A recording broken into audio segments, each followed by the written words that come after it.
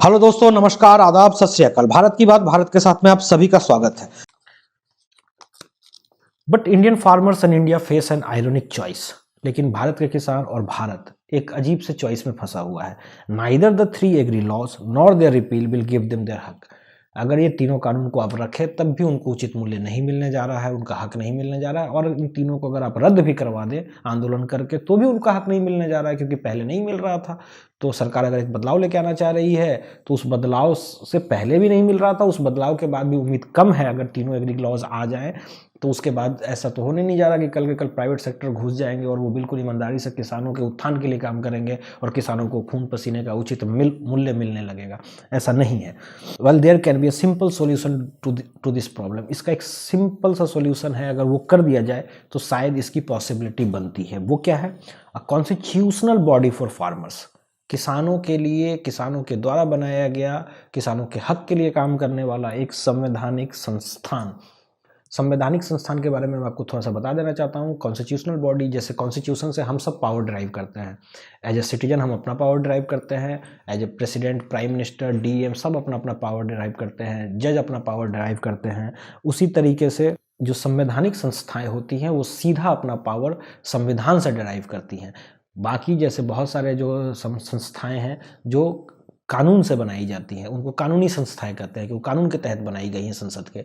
तो जो संसद के तहत बनाई गई जो संस्थाएं हैं वो संसद के प्रति जवाबदेह हैं, लेकिन जो संवैधानिक संस्थाएं हैं वो संसद के प्रति भी जवाबदेह नहीं है। वो अपना काम पूरे आज़ादी के साथ कर सकते हैं। जैसे यूपीएससी जो एग्जाम कंडक्ट करना है उसके लिए संविधान के तहत यूनियन पब्लिक सर्विस कमीशन का गठन किया गया है। इलेक्शन कमीशन, संविधान के तहत ये शक्ति दी गई है इलेक्शन कमीशन को कि जब भी इलेक्शन होगा ये करवाना उसका ही काम है। इलेक्शन के समय आपने देखा होगा फिर किसी सीएम डीएम किसी का नहीं चलता, हमेशा इलेक्शन कमीशन का चलता है, क्योंकि इलेक्शन के समय संविधान के तहत इलेक्शन करवाने का पूरा अधिकार इलेक्शन कमीशन को दिया गया है। एग्जाम लेने का अधिकार, पूरा अधिकार यूपीएससी को दिया गया है। तो किसानों के लिए काम करने के लिए एक संवैधानिक संस्थान बनाने की जरूरत है, राष्ट्रीय किसान आयोग की तर्ज पर, जो कि जिसको संवैधानिक दर्जा प्राप्त हो, मतलब उसकी सारी शक्तियाँ संविधान से उसको मिले। उसके लिए हमें संविधान में संशोधन करना होगा और एक संवैधानिक संस्था किसानों के लिए बनानी होगी। किस तरह की संस्था होगी इस पर भी थोड़ा बहुत लिखा है, आगे इस पर और विचार और विमर्श हो सकता है। To be a representative body of farmers and Indian government and agri think tank. Supreme court में भी हमें यही कहा है। तो एक रिप्रेजेंटेटिव बॉडी बनाने की ज़रूरत है जिसमें किसान भी हो, भारत की सरकार भी हो, और एग्रीकल्चर में जिन लोगों ने बहुत काम किया है, बहुत रिसर्च किया है, ऐसे कुछ स्पेशलिस्ट लोग भी हों, जो तीनों मिल करके एक आयोग बने। पर ये कोई साधारण आयोग नहीं बने। जैसे अभी जो आयोग बनाने की बात हो रही है, सुप्रीम कोर्ट ने जो कहा है वो नॉर्मल एक आयोग बनाने की बात है। एक संवैधानिक आयोग, संविधान में संशोधन करके कॉन्स्टिट्यूशनल आयोग बनाने की जरूरत है। Given complete authority to formulate a national policy on agriculture. और ये जो आयोग बनेगा ये कृषि के ऊपर, किसानों का आयोग, किसानों के लिए, किसानों के द्वारा जो बनाया जाएगा आयोग, ये कृषि के ऊपर एक पॉलिसी लेकर के आए। तीनों मिल करके, सरकार, किसान और जो एक्सपर्ट है वो तीनों मिल करके ये डिसाइड कर सकते हैं कि कौन सी पॉलिसी कृषि के विकास के लिए देश में लानी चाहिए। कंप्लीट अथॉरिटी टू पार्शियली और fully amend this three agri laws और even repeal them if required. इस संवैधानिक संस्था को पूरी आज़ादी दी जाए कि वो अगर ये जो तीनों कृषि कानून जिसके ऊपर विवाद हो रहा है उसमें से आधा अधूरा या पूरा उसको बदलना चाहे या पूरा रद्द भी करना चाहे तो वो कर सकता है। उसको पूरी आज़ादी है। भारत की कृषि को देखते हुए उसे लगेगा ये कानून रखना है तो रखे, हटाना है तो हटाए।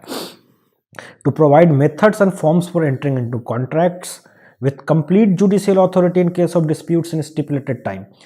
संवैधानिक संस्थाओं के पास सिविल कोर्ट का भी पावर होता है, और नहीं होता है तो आप संविधान में आप दे सकते हो उसको क्या क्या देना है। तो इसमें ये बात हो रही है कि मान लीजिए किसान और कंपनी के बीच में, किसान और एक व्यापारी के बीच में जब भी कोई कॉन्ट्रैक्ट हो, उसके फॉर्म्स कैसे होंगे, उसको कैसे करना है, कॉन्ट्रैक्ट को क्या करना है। उसके अलावा उस कॉन्ट्रैक्ट का जो इन्फोर्समेंट है, मतलब अगर कोई उस कॉन्ट्रैक्ट का पालन नहीं करता है तो उस पर जो न्याय होगा वो भी ये संवैधानिक संस्था करेगी। न्याय के लिए हमें सुप्रीम कोर्ट भी नहीं जाना, हाई कोर्ट भी नहीं जाना, सेशन कोर्ट भी नहीं जाना और एसडीएम कोर्ट भी नहीं जाना। बट इसी संवैधानिक संस्था के तहत जो स्पेशल सर्विसेज के लोग होंगे, वो ये अभी आपको लग रहा होगा कि पॉसिबल नहीं है, ये सब पॉसिबल है। तो कंप्लीट जुडिशियल अथॉरिटी दिया जाए किसी भी तरह के जो, क्योंकि अगर बाय द वे आप फ्री छोड़ देंगे तो हर कोई जाके केस करता रहेगा, फिर केस की तादाद इतनी बढ़ जाएगी क्योंकि सॉल्यूशन तो हो नहीं सकता है। तो आपको एक संवैधानिक संस्था बनाने की ज़रूरत है जहाँ पे ना इस तरह के केसेस के स्पेशल कोर्ट्स भी होंगे इसके पास, जहाँ पे इस तरह के केसेस के निपटारे होंगे। ब्लॉक लेवल पे ही इनको ख़त्म कर दिया जाएगा। दूसरा, regulate hoarding, price, black marketing. ये जो संस्था होगी, ये अगर आप प्राइवेट सेक्टर घुस भी रहा है तो घुसे, उसको आम का भंडारण करना है तो करे। अगर उसको आम का जूस बनाना है या उसका पल्प बनाना है या मान लीजिए माजा बनाना है, बट वो आम का भंडारण इसलिए करे ताकि आम का प्राइस अप डाउन कर सके, मतलब जमाखोरी किसी और इरादे से ना करे। उसके अलावा वो काला बाजारी ना करे या प्राइस का राइज एंड फॉल गेम में ना फंसे, या फिर उसको अगर ऐसा करता है तो उसको चेक करने के लिए और उसको सज़ा देने के लिए पूरी तरीके से सारी जो अथॉरिटी होगी वो इस संवैधानिक संस्था के पास होगी। ऑल अदर डेट में डीम फिट बाई फार्मर्स। बाकी अगर किसानों को, सरकार को या एक्सपर्ट को और भी कुछ लगे तो वो लोग इस पर जोड़ सकते हैं। जितना मुझे लगा उतना मैंने इस पर लिख दिया है। इसके अलावा जो जो चीज़ें अगर वो जब आयोग बनेगा तो उस पर बैठ करके ये तीनों आपस में बात करके इसमें और भी चीज़ें अगर उनको लगे तो इसको जोड़ा जा सकता है। अब ये संवैधानिक संस्था बन भी गई तो ये कभी भी हमारी विधायिका, कार्यपालिका और न्यायपालिका इनसे ऊपर नहीं हो सकती। कोई भी संवैधानिक संस्था अपने समय में उसको बहुत ज़्यादा शक्ति होती है, अपने कार्य क्षेत्र में पूरी शक्ति होती है, पूरी आज़ादी होती है। पर देश के अंदर कार्यपालिका, विधायिका और न्यायपालिका, ये तीनों से मिलकर जो भारत का राज्य है, भारत का गणराज्य है, उससे ऊपर कुछ नहीं हो सकता। So indirect methods to ensure accountability from the state. तो राज्य चाहे तो इस संवैधानिक संस्था से इनडायरेक्ट तरीके से उस पर अपनी उसका अकाउंटेबिलिटी मतलब इंश्योर कर सकता है। अकाउंटेबिलिटी का हिंदी मुझे याद नहीं आ रहा है,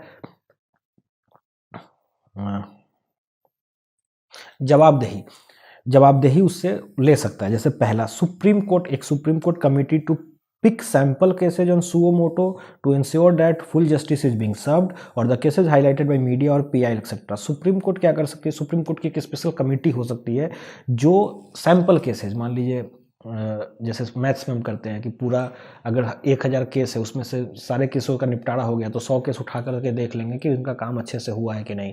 तो उससे आइडिया लग जाएगा कि आपने सही तरीके से इस संस्था ने काम किया है कि नहीं। तो सुप्रीम कोर्ट की एक कमेटी हो जो इस संस्था के किए गए केसेस के ऊपर जो मन हो उसका रिपोर्ट मंगा करके सैम्पलिंग करके, अगर इसने 1000 लोगों को जस्टिस दिया तो उसमें से 10 लोगों का वो कमेटी मंगा करके फाइल चेक कर सकती है। तो इसके तहत वो चेक कर सकती है कि उसमें किसी भी तरह की इस पर्टिकुलर संवैधानिक संस्था में किसी तरह का कोई धांधली नहीं हो रहा है। इसके अलावा मीडिया में अगर कोई बात खबर जाती है तो मीडिया अगर कोई किसी बात पे मुद्दे पे उठाए तो उस पर भी केस बन सकता है।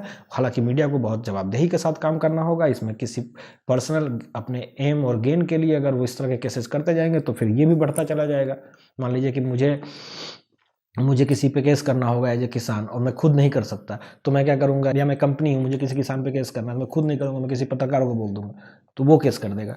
तो ऐसा नहीं है, जो फेयर केसेज होंगे उनको मीडिया उठाए और उस पर PIL हो तो वो सुप्रीम कोर्ट उसको इंटरटेन करे। उसको सुप्रीम कोर्ट को कोई रोक नहीं दिया जा रहा है, बट सुप्रीम कोर्ट अगर हर केस में इंटरफेयर करेगी और हर आदमी को अपील करने का दे दिया जाएगा तो फिर वही पुरानी कहानी हो जाएगी।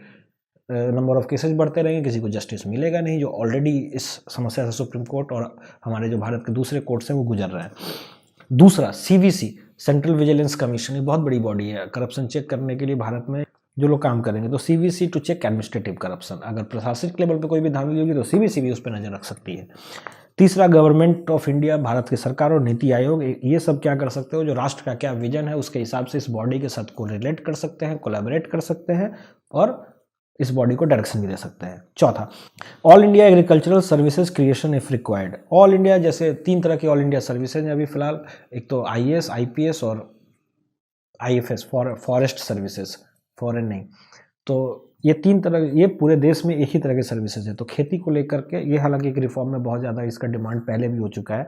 ऑल इंडिया एग्रीकल्चरल सर्विसेज, पूरे देश में एग्रीकल्चरल सर्विसेज जो UPSC कंडक्ट करे ऑल इंडिया लेवल पे, अगर सरकार चाहे और राज्यसभा में इस बिल को लाया जा सकता है, अगर राज्यसभा भी चाहे तो ये क्रिएशन हो सकता है। अगर जरूरत पड़े तो ऑल इंडिया एग्रीकल्चरल सर्विसेज भी बनाई जा सकती है।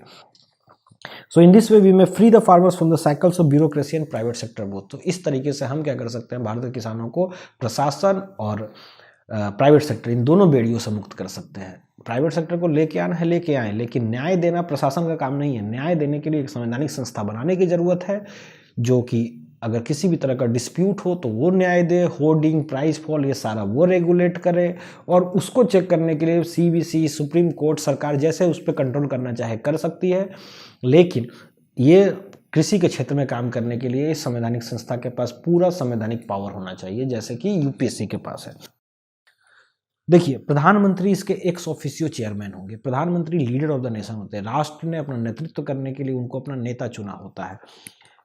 और राष्ट्रीय किसान आयोग राष्ट्र के किसानों के लिए बना हुआ आयोग है। ये अपने आप में एक सम्मानजनक आयोग होगा। तो इसका नेतृत्व भी कोई आम नागरिक करे या कोई स्पेशलिस्ट करे, ये या कोई किसान करे, ये अच्छा नहीं है। इसका नेतृत्व भी प्रधानमंत्री को ही करना चाहिए। वो वहाँ पे बैठ कर के किसानों की भी बात सुन सकेंगे, ब्यूरोक्रेसी की भी बात सुन सकेंगे, एक्सपर्ट्स की भी बात सुन सकेंगे, और उसके बाद फिर इन तीनों को गाइड भी कर सकेंगे किस दिशा में भारत की कृषि व्यवस्था को लेके जाना है। उसी तरीके से राज्य स्तर पे मुख्यमंत्री, इसके जो राज्य स्तरीय बॉडी होगी उसके अध्यक्ष मुख्यमंत्री को बनाया जा सकता है।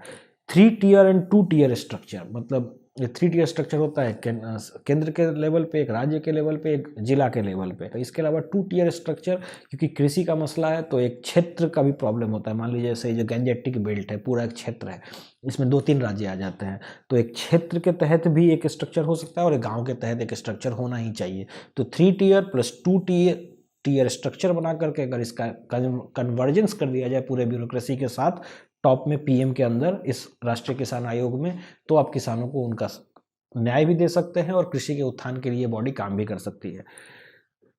Role model body, constitutional body is UPSC. देखिए, बहुत सारे कॉन्स्टिट्यूशनल बॉडी हैं जिसको लेकर के उन्होंने बहुत अच्छा काम नहीं किया है, तो इसके लेकर के कॉन्स्टिट्यूशनल बॉडी बनाने से क्या होगा, बहुत सारे लोग ऐसा प्रश्न भी कर सकते हैं।